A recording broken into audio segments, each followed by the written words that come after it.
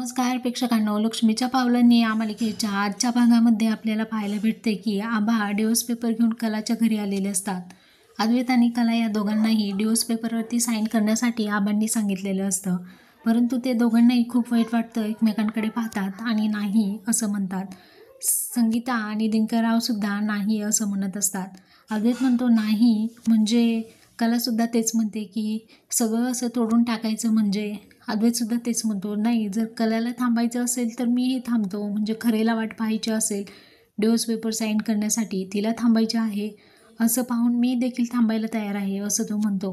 कारण त्या दोघांनाही डिवोर्स पेपर साईन करायचे नसतात, त्यामुळे उगे दोघंही अडावेडा घेताना आपल्याला पाहायला भेटतात. आबा आणि संगीता हे दोघंही त्यांच्याकडे पाहून खूप खुश होत असतात. दोघांना आबाबरोबर पकडतात. आबा म्हणतात की बरोबर तुमचं ततमम सुरू आहे ना, तर ठीक आहे आपण थांबूया. आता दोघांच्याही मनात ज्या भावना आहेत त्या आमच्यापर्यंत तिघांपर्यंत तर पोचलेल्याच आहेत, हो की नाही दिनकरराव? तेव्हा दिनकरराव म्हणतात हो हो अगदी व्यवस्थित आहे. आबा म्हणतात की हे बघा आता मी विचार करतोय, ह्या दोघांना मात्र एका काउन्सिलरकडे आपल्याला घेऊन जायचं आहे. काउन्सिलर म्हटल्यानंतर अद्वैत आणि कला एकमेकांकडे पाहायला सुरुवात करतात. संगीता आता काउन्सिलर म्हणून म्हणजे काय तिला त्याचा अर्थ समजत नाही. काउन्सिलर म्हणजे काय असं ती वेगळाच अर्थ म्हणते आणि बाकीचे सगळे हसू लागतात. संगीता वेगळाच विचार करते. संगीता म्हणते की मला तर वाटलं की गावावरून काहीतरी वेगळंच येणार असेल, गावचे नाव वगैरे असेल, परंतु तिला काउन्सिलर असं म्हणता येत नसतं. आबाजी म्हणतात की अहो हा विचार ना नक्की आपण केला आहे तर नक्की चांगलं होणार आहे.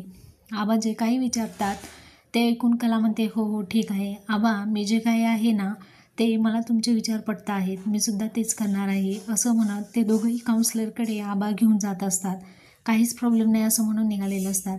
इकडे आपल्याला पाहायला भेटते की रोहिणीने हिला सरोजला फोन केलेला असतो आणि सरोजला म्हणत असते की हे बघ सरोज बहिणी, अगं मी तर आत्ता तुला खूप छान अशी गुड न्यूज देणार आहे, आत्ताच्या आत्ता तू घरी ये.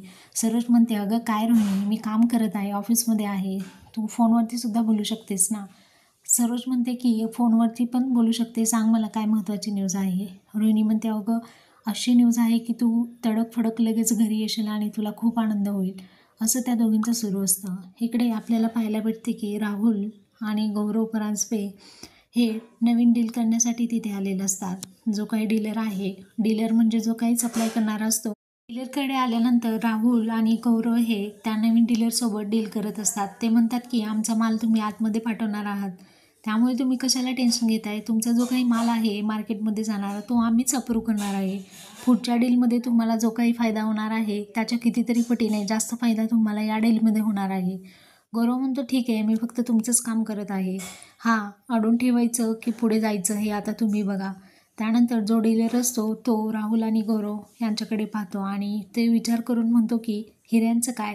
तेव्हा आता जो काही हिऱ्यांवरती आपण काचा वापरणार आहेत हे कोणालाही समजून येणार नाही आणि आमच्याकडे खूप छान छान असे डिझायनर्स आहेत त्या बाबतीमध्ये आणि ते ओळखण्यासाठी एक अनुभवी नजर असावी लागते. राहुल म्हणते की हो हो. राहुलसुद्धा पैसे देतो आणि गौरवसुद्धा लगेच चेक लिहून देतो आणि दोघांमध्ये आता डील झालेलं असतं. खरे हिरे आणि खोटे हिरे, खऱ्याचं खोटं आणि खोट्याचं खरं, सोनं आणि हिरे असं ते करणार असतात. चांदेकरांना पाठवून द्या असं तो म्हणतो. डीलचे सुद्धा पैसे आबा, अद्वैत, कला आणि संगीता हे तिघही काउन्सिलरकडे आलेले असतात. काउन्सिलर हा खूपच कॉमेडी असतो. तो ऑलरेडी फोनवरती बोलत असतो. सर्व फाईल्स त्याने आस्ताव्यस्त पसरलेल्या असतात आणि तो त्याचा आवरत असतो. आबा तिथे आल्यानंतर तो म्हणतो की नमस्कार आबासाहेब, तुमच्या दाढीसारखा रुबाब हवा आहे. आबासाहेब तुमचं असं वाढतं वय आहे, जशी दाढी वाढत आहे, एकदा जर बघितले ना तर असं वाटते की काहीतरी संत कार्य केल्यासारखे तुम्ही आहात. आबा म्हणतात हो हो, नाही संत कार्य हे तर तुमचं आहे ना, आमचं कुठलं. तुम्ही तर घर वाचवतात, लोकांचे संसार वाचवतात, हो की नाही असं आबा त्याला म्हणत असतात. लोकांचे हो हो.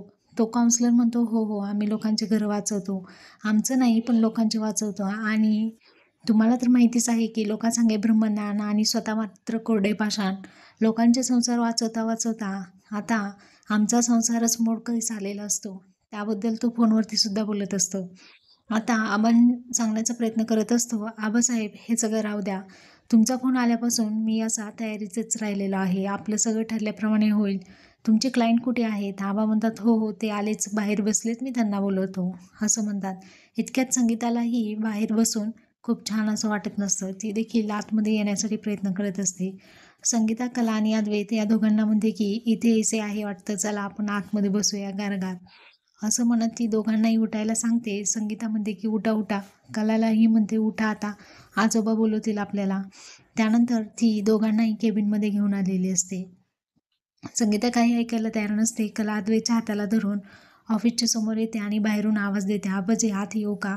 त्यानंतर ते म्हणतात की हो हो या या, आम्ही तुमचीच वाट पाहत होतो. आबा म्हणतात विणबाईला सुद्धा बसायला सांगतात. सर्वजण खुर्चीवरती बसतात आणि काउन्सिलर असतो, तो म्हणतो हे आपलंच ऑफिस आहे असं समजा, बसा बसा खाली, असं म्हणत नमस्कार वगैरे करतात. आणि संगीता आबांना विचारते की कोणचं क्लिअर आहे म्हणाला तुम्ही? त्यानंतर आबा हसू येतात आणि म्हणतात अहो ते काउन्सिलर आहेत. कला म्हणते की अगं आई हे काउन्सिलर आहेत.